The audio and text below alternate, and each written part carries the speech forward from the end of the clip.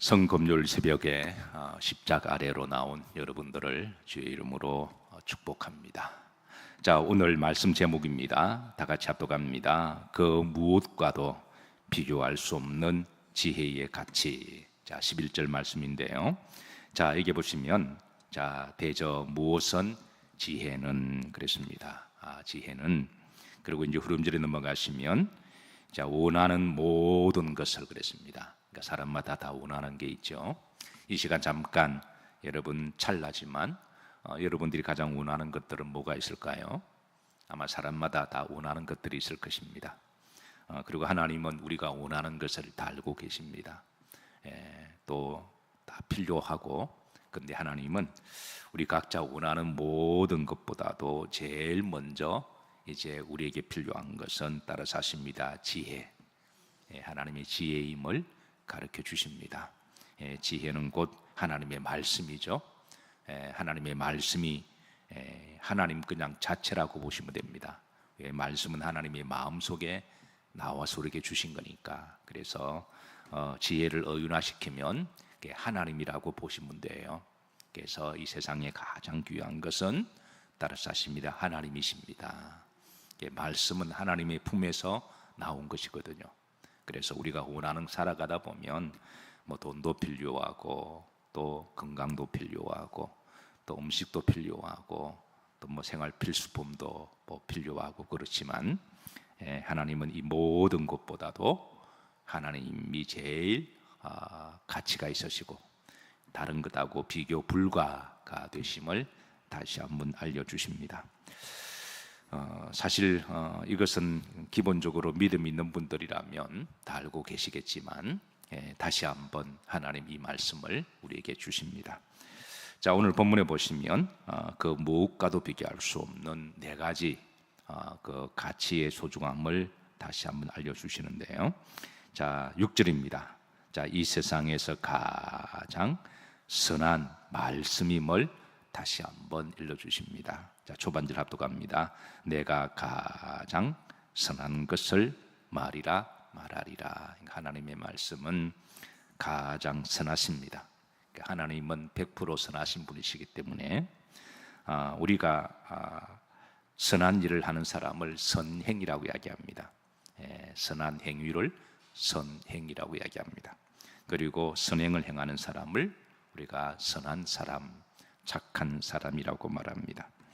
그러나 이 세상에서 선하고 착한 것도 많이 있지만 가장 선하시고 최고의 선은 하나님이신 줄로 믿습니다. 그리고 하나님은 하나님을 믿는 성도들에게 선한 것을 알려주십니다. 그리고 무엇을 알려주시느냐? 하나님의 말씀으로 알려줍니다. 그래서 우리 그리스도인들은 하나님의 말씀을 따라 살면 바로 선행을 하게 되어 있고, 또 하나님의 말씀 따라 살면 그게 바로 선한 사람이 됩니다. 내가 꼭 뭐 착한 일을 하고 남이 보게 참 보면 좀 이 세 사람의 선행은 참 때로는 안타까움이 있습니다. 물론 선행은 좋은 거예요. 좋은 건데 어떤 사람은 꼭 보이기 위해서 선행하는 분이 계십니다. 그게 정말 선행일까요? 물론 안 하는 것보다 낫기는 해요. 좀 보이기 위해서 나 착한 사람이야. 근데 이것도 우리가 들여다보면 자기 의를 드러내기 위한 거지 그 100% 순수함이라고 말할 수가 없죠. 하나님 우리에게 요구하시는 선행은 오른손이 하는 일을 왼손이 모르게 하라는 것은 그건 자꾸 이렇게 의식적으로 자기 의를 드러내기 위한 선행, 그게 나중에 교만이 될 수 있기 때문에 그렇습니다. 그 순수한 선행은 아니죠. 그래서 항상 하나님 우리에게 선행을 가르쳐 착한 일을 해라. 그리고 어떻게 해야 되느냐도 가르쳐 주십니다. 그래서 항상 우리 믿는 사람들은 대부분 다 착한 분들입니다. 그리고 착한 일을 하기를 좋아하세요. 왜? 늘 그런 말씀을 들으니까. 뭐 교회에서 나쁜 일 하라 그럴까요? 하나님 우리에게 너 나쁜 짓 해라. 그건 마귀가 가르쳐 주는 것이지. 그래서 말씀을 제대로 잘 듣다 보면 우리 예수 믿는 사람들은, 특별히 잘 믿는 사람들 보면 다 착한 분들이에요. 그리고 다 착한 일을 하려고 하시는 분들입니다. 근데 착한 일을 할 때 하나님은 팁을 주십니다. 잘 알고 계시지만 남에게 보이기 위한 착함, 그 유순이 될 수가 있는 거예요. 한 발 더 나가면 나가 너보다 더 나아. 이거는 교만이죠. 그렇게 하려면 차라리 안 하는 게 좋습니다. 그래서 순수하게 착한 일 하도록, 그래서 오른손이 하는 것을 모두 모르게 하라 왼손, 이걸 자주 가르쳐 주시죠. 그리고 두 번째는 팁은 무슨 일을 하든 누구 이름으로 해라? 주의 이름으로, 하나님 영광을 위하여. 그래야 하나님이 기뻐하십니다. 그리고 하늘에 상급을 쌓아두십니다. 그래야 하나님이 영광을 받으십니다. 항상 이것을 명심하세요. 세상 사람 이 선행의 법칙을 몰라요. 주님이 하신 말씀입니다. 마태오 5장 16절입니다. 합독합니다. 이같이 너희 빛이 사람 앞에 비치게 하여 그들로 너희 착한 행실을 보고 하늘에 계신 너희 아버지께 영광을 돌리게 하라. 아멘인가요?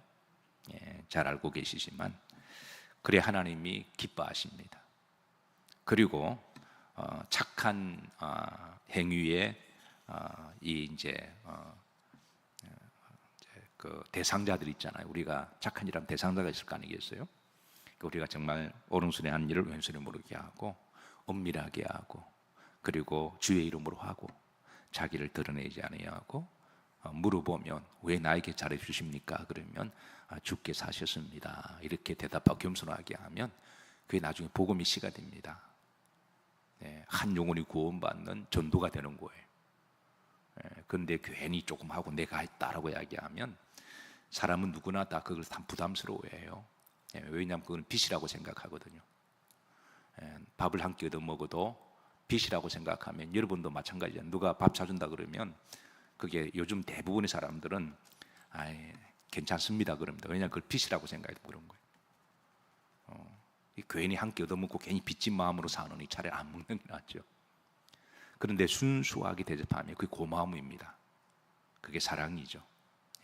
그런 감사로 받는 겁니다. 순수하게 하는데도 그걸 안 하겠다 그런 것도 그것도 건강한 것은 아닙니다. 정말 순수하게 사랑하는 마음으로 대접하고 싶다 그러는데, 그럼 그분의 인격이거든요. 그건 받아줘야지. 그거는 또 다음에 또 내가 기회가 되면 또 대접하면 되는 거예요. 근데 나 신세 한 질 안 할래.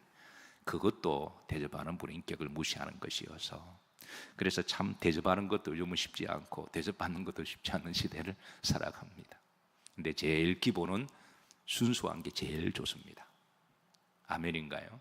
그 대접을 하든 대접을 받든 기본적으로 순수함을 가지고, 그 순수함은 하나님의 말씀이죠.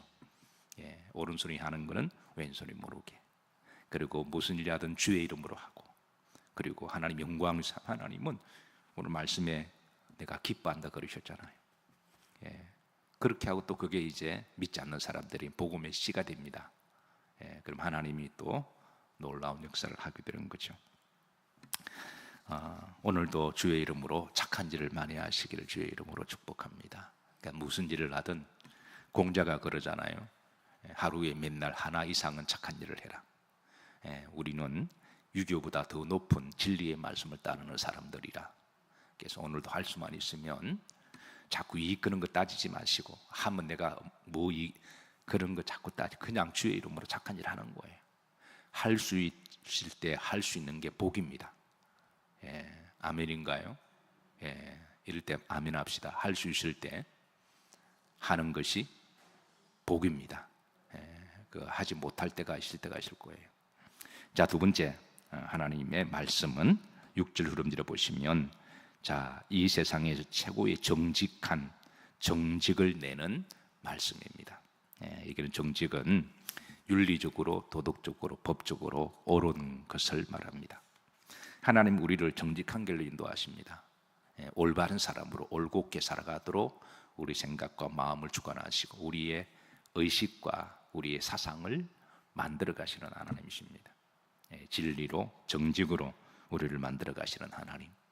그래서 우리가 하나님 말씀을 잘 듣고 그 말씀대로 순종하면 그 사람은 정직한 사람이 될 수밖에 없습니다. 아멘인가요? 만약에 하나님을 믿는다고 하면서도 거짓말을 살살하거나 정직하지 못하면 그분은 기본적으로 본인의 신앙과 영성을 한번 점검해 보셔야 됩니다. 제가 미국에서 목회할 때입니다. 꽤 오래됐죠. 이제 벌써 한국 연주가 15년이 넘었으니까 그냥 미국에 한 25년쯤 된 것 같아요. 가끔 그분이 생각납니다. 그때 중국에 선교하는 선교사님이 계셨는데 저희 교회가 좀 선교 후원도 하고 기도하던 그런 분입니다. 한 번도 제가 그분의 얼굴을 본 적은 없지만 그러나 어떤 루트를 통하여 선교 후원이나 또 기도가 필요해서 이제 선교를 하다 보니까 이제 그분을 이름만 알게 되었는데 이분이 이제 어느 날 미국에 방문하셨습니다. 그래서 이제 모처럼 모셨으니까 중국에서 한 20년 선교를 오랫동안 하신 분이거든요. 그래서 그 선교된 헌신도 그리고 오랫동안 하시면서 그 믿음도 참으로 존경할 만한 분이어서 그래서 교회로 초대해서 이제 강단에서 말씀을 전할 수 있는 또 은혜도 함께 받고 그리고 끝나고 나서 함께 그동안 서로 처음 보는 얼굴이지만 순수하게 선교하고 순수하게 하셨으니까 그 그리움이 더 순수한 거죠. 그래서 이제 모처럼 만나서 함께 즐거운 시간도 나누고 또 이제 식사도 함께 나누고 대접하면서 이제 이런저런 대화를 나누었습니다. 중국 선교가 힘드시죠. 그때만 하더라도 중국이 한참 또 개발도상국이었고 또 여러 가지 열악한 상황이어서 그래서 목사님 솔직히 힘듭니다라고 이야기하시더군요. 그래서 뭐가 힘드십니까? 라고 이야기하니까 관시가 힘든데요. 관시. 저는 그때 관시라는 말을 처음 들었습니다. 지금부터 한 25년 전이니까 여러분 관시가 무슨 말인 줄 아시나요? 아마 지금은 다 아실 거예요. 관시라고 하는. 관시를 뭐라고 번역하는 게 좋을까? 이게 참 복잡한 말이어서 이게 번역하자면 관계라는 말로도 번역이 되고 두 번째는 어떤 관습이라는 말로도 번역된대요. 이게 번역하기가 참 묘하대. 자기가 중국에 20년 동안 살면서 힘든 것이 그때 중국이 다 가난했거든요.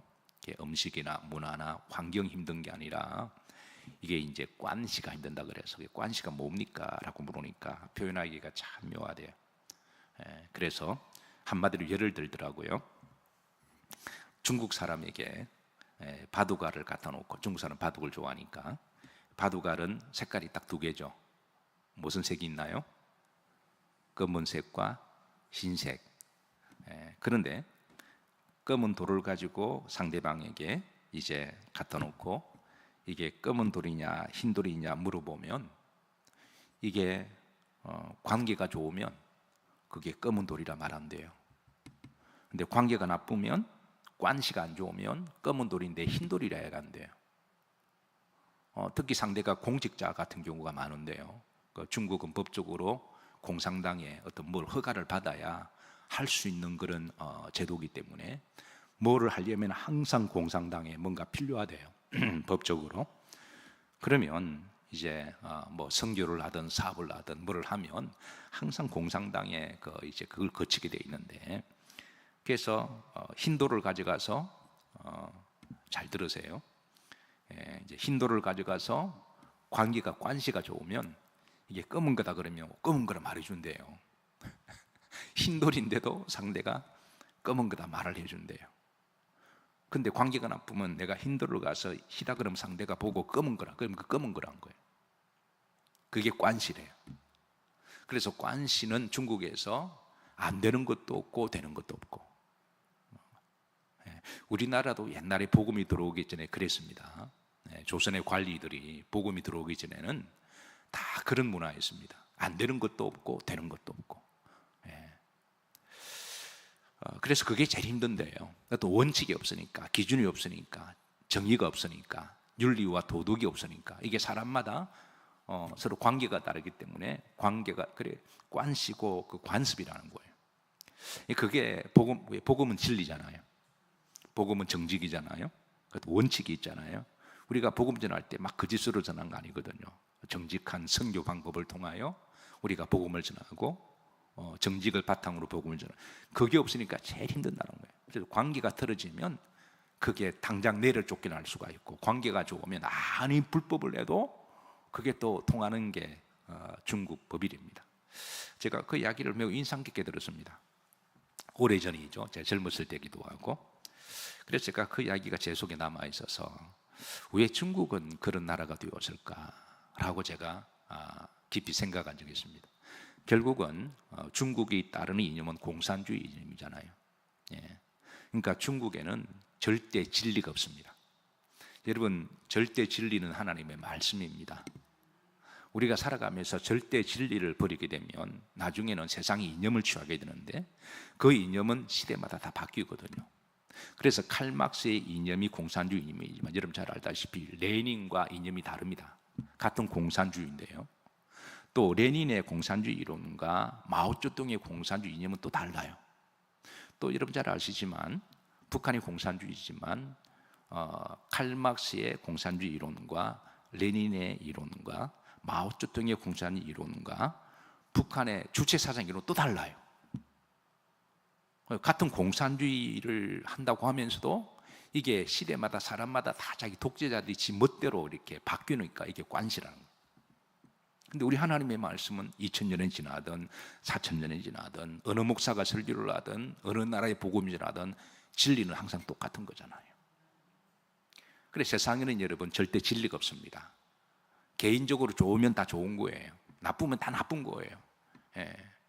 그게 오늘 이 세상 사람들이 살아가는 기준이거든요. 근데 우리 하나님의 말씀은 믿는 사람들은 관계든 뭐든 그런 걸 좀 그것도 소중히 하지만 그보다 더 중요한 것은 하나님이 절대 진리잖아요. 예. 그래서 여러분 우리가 절대 진리를 알고 믿는다고 하는 게 복입니다. 예. 그래서 하나님 다시 한번 이제 내 말은 절대 진리고 정직이다. 예. 그렇게 일러주시는 거죠. 예. 사랑하는 성도 여러분, 우리가 한 시대를 살아가며 이제 법을 잘 지키는 것도 중요합니다. 그런 세상의 법도 완전하지 않아서 이게 정권이 바뀔 때마다 많이 바뀝니다. 예, 그런 하나님의 말씀은 절대 진리니까 항상 그 위에 말씀이 우리들의 기준이 되기를 주의 이름으로 축복합니다. 예. 자, 세 번째 하나님의 말씀은 진리의 말씀이다 일러줍니다. 근데 이 진리를 그 뒤에 보면 악과 대조되는 진리를 말씀하세요. 자, 7절 합독합니다. 내 입은 진리를 말하며 내 입술은 뭐를 미워하느니라? 악을. 그러니까 악의 반대 개념, 악의 본원, 악의 창시자, 악의 창조자는 사탄이죠. 예, 그러니까 여기 이제 악의 반대 개념인 하나님 절대 이제 진리를 말씀하고 있습니다. 세상에는 구원받을 길은 하나님 외에는 없는 줄로 믿으시기를 주의 이름으로 축복합니다. 다른 길은 없습니다. 네 번째, 하나님의 말씀 의로움을 다시 한번 드러냅니다. 자, 8절 합독합니다. 내 입의 말은 다 의로운 적 그랬습니다. 하나님 말씀은 의롭다. 그리고 우리를 의로운 길로 인도하십니다. 그리고 우리가 하나님의 말씀을 따라가다 보면 우리가 의롭게 됩니다. 그리고 하나님은 예수님을 통하여 우리를 의롭게 만드시는 분입니다. 특별히 오늘은 성금요일이죠. 예수님이 나를 의롭게 또 깨끗하게 정결하시기 위해서 십자가에 달려 돌아가셨습니다. 항상 강조하지만 성금요일 되시면 교회 오셔서 한 번 더 십자가를 바라보시기를 주의 이름으로 축복합니다. 그러니까 나를 대신해서 고난받으시고 나를 대신해서 참으로 참혹한 십자가 처형을 받으셔서 죽으시고 나를 대신해서 주님은 부활하시고 또 우리에게 구원을 주시는 분입니다. 자, 여러분 십자가 바라보실 때마다 예수님의 고난을 어떻게 묵상하시나요?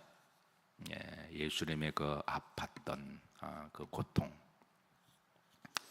자, 우리가 세상을 살아가다 보면 어려움을 당할 때가 있습니다. 반드시 있습니다. 그게 시간차의 문제고 사람마다 어려움 없이 살아가는 사람 아무도 없어요. 다 그게 이제 사람마다 시기가 다 다를 뿐이죠. 그게 물질의 문제든 그게 건강의 문제든 아니면 자식의 문제든 아니면 그 사람의 문제든 어쨌든 우리가 살아가다 보면 다 이게 시간차가 있지만 다 어려움을 당합니다. 우리가 어려움을 당할 때 참 힘듭니다.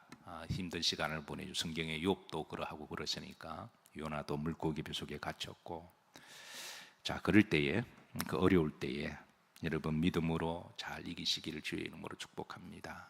자, 그런데 뭐 저도 목회를 하지만 저도 어려울 때가 있잖아요. 예, 저도 아플 때가 있고 뭐 여러분들에게 말씀은 안 드리지만 뭐 간단한 말씀을 하나 드리면 얼마 전에 목양실에서 말씀을 준비하는데 너무너무 아픈 거예요.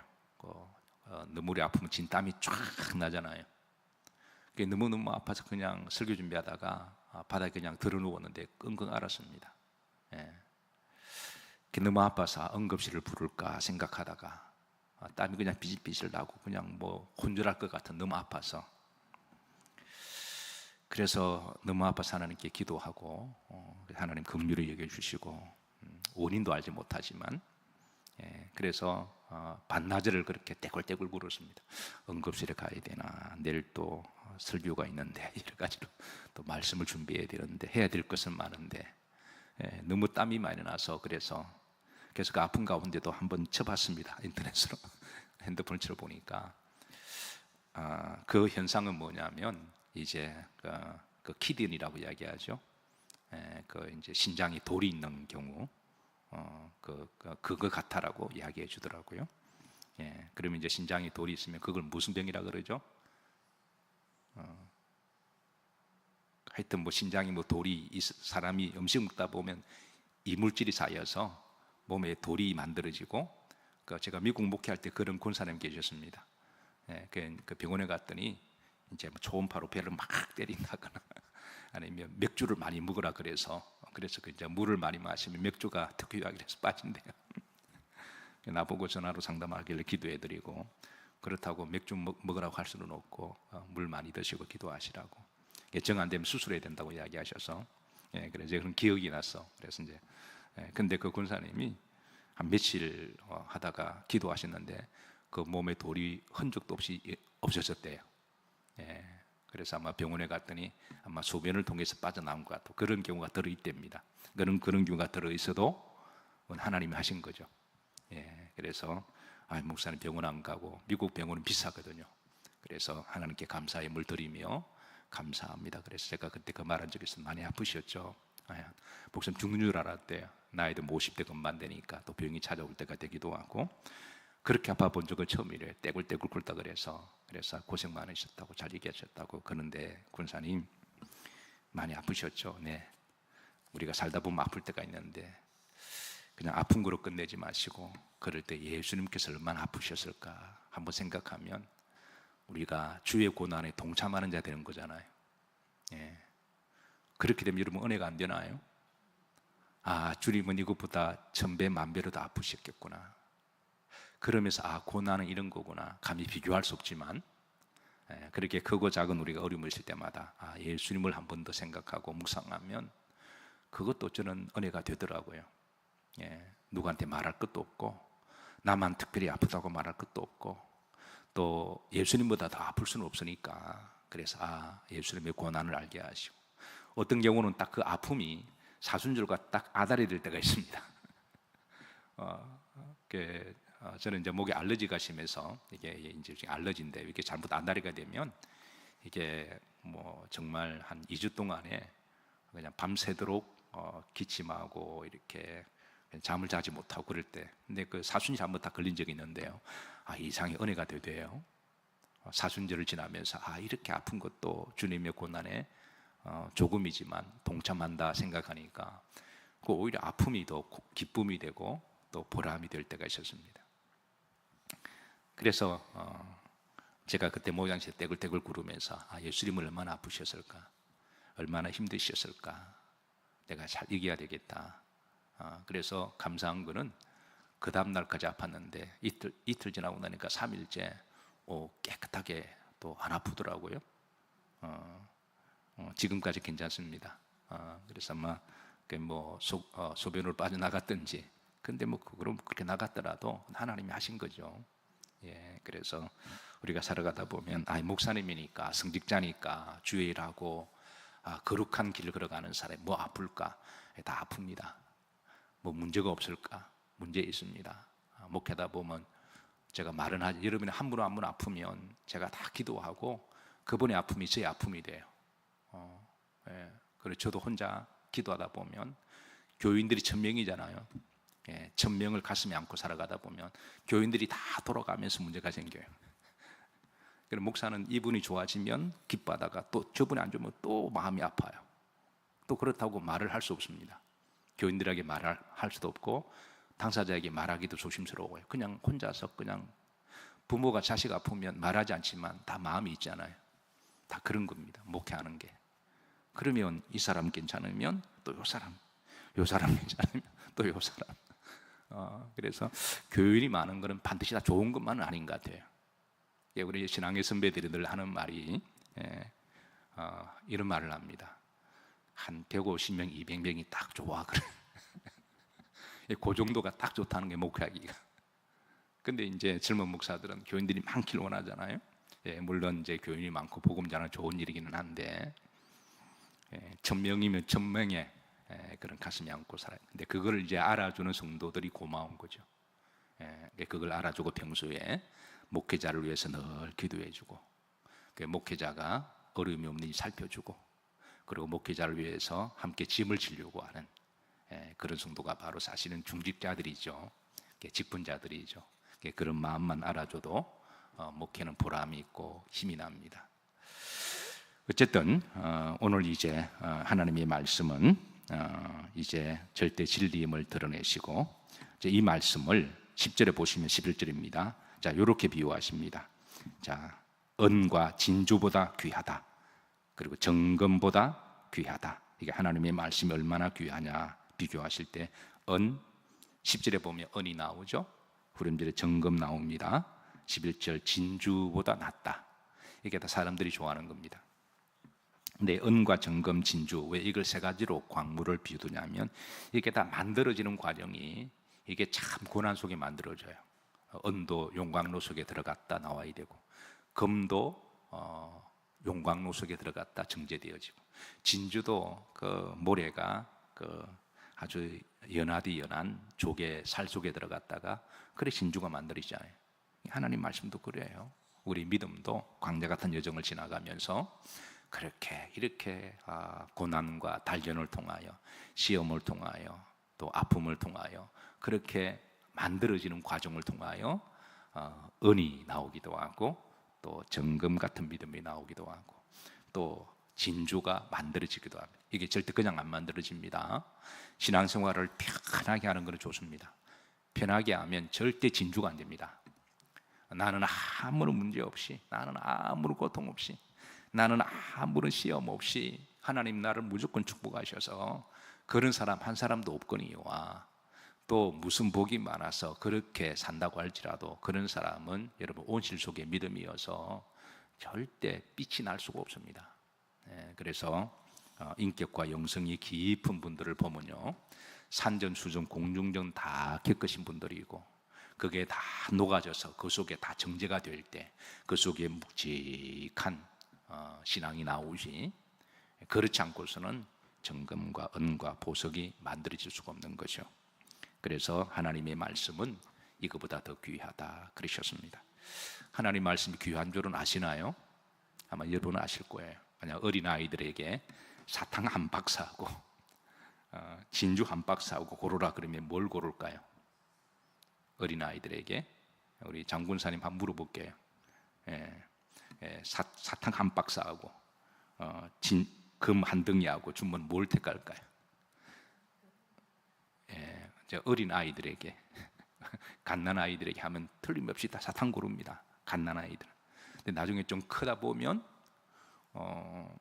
진주 한 알과 사탕 100박스를 안 바꾸죠.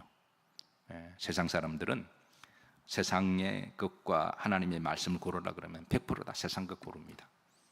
그런데 하나님의 사람들은, 하나님은 그러지 마라.